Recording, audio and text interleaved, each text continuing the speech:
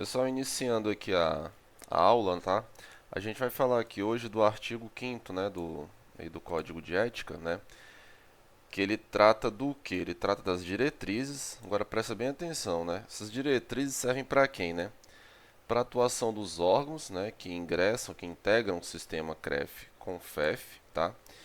E para o desempenho da atividade do profissional de educação física, tá? Então, assim, a gente não vai discutir que órgãos são esses, tá? Integrantes, mas vamos focar nesse outro aspecto, que é o desempenho da nossa atividade, tá bom?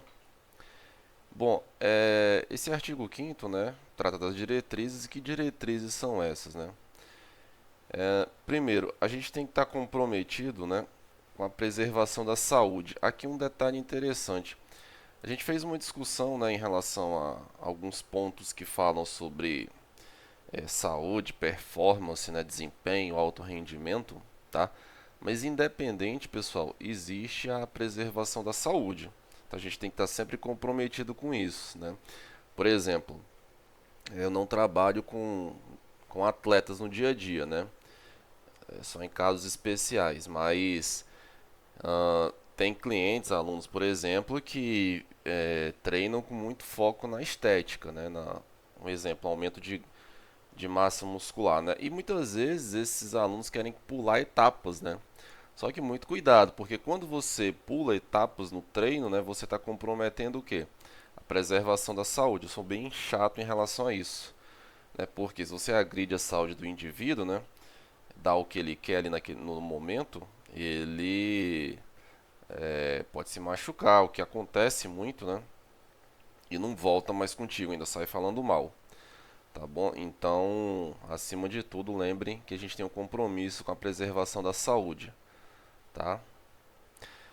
Saúde do indivíduo e da coletividade, né? E com o desenvolvimento físico, tá? Intelectual, né? Cultural e social, tá?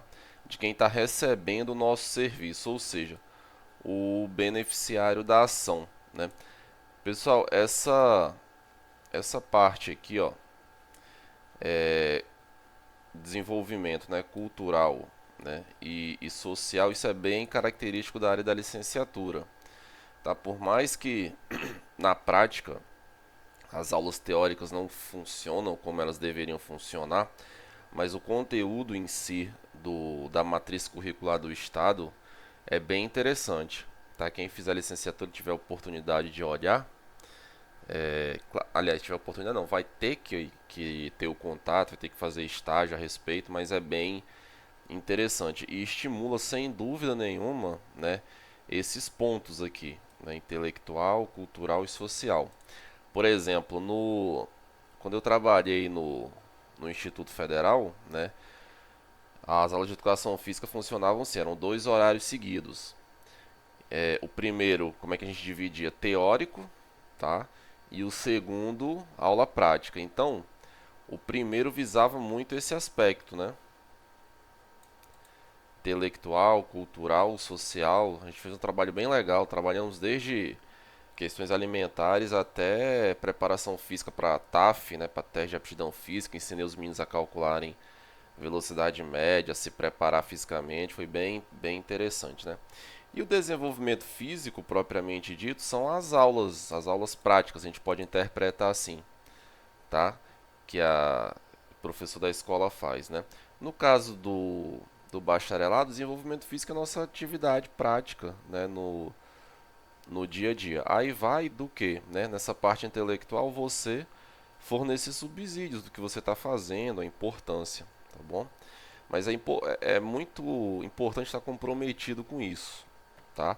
Isso traz um retorno para a gente, um certo prestígio também, tá bom? Agora o 2 aqui, né? Aperfeiçoamento, né? Técnico, científico, ético e moral dos profissionais registrados no sistema CONFEF-CREF.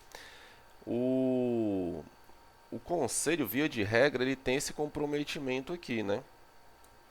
tem suas falhas, não é feito como deveria, principalmente essa parte técnica, mas eles tentam. Lembro que quando eu passei a atividade, né, a primeira atividade, que era para sugerir melhorias na Lei 9696, e muita gente colocou isso, né, que o Conselho deveria, né, oferecer cursos técnicos, teóricos, né, e isso está presente no Código de Ética, tá? O Conselho entende isso, mas lembra que a lei, o ideal é que ela disponha somente pela profissão e tenha algo à parte, tá? Sobre o conselho, beleza? O 3. Olha só, os órgãos, né, integrantes, eles precisam de transparência, né, em suas ações e decisões. Então, parar um pouquinho aqui. Isso é feito, pessoal? Isso é feito, né? E aliás, esse ponto ele é muito bem feito, porque, por exemplo, a gente tem acesso, como eu mostrei para vocês, até mesmo ao valor da anuidade que a gente vai pagar ano que vem, tá? As resoluções, elas não são obscuras, elas estão disponíveis no meio eletrônico, tá bom? Então, assim, os órgãos, né, eles são, né, transparentes, eles precisam ser transparentes, tá? Nas suas ações e decisões. Essa transparência é o que dá ciência pra gente, tá?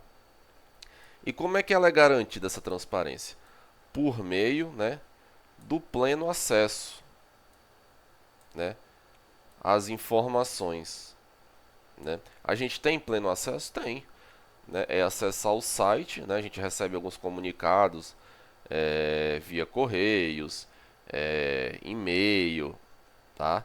Mas é uma obrigação, né, dos órgãos integrantes essa transparência, tá? Isso ocorre sim, tá? Nas ações, decisões, quando tem eleição, tá bom?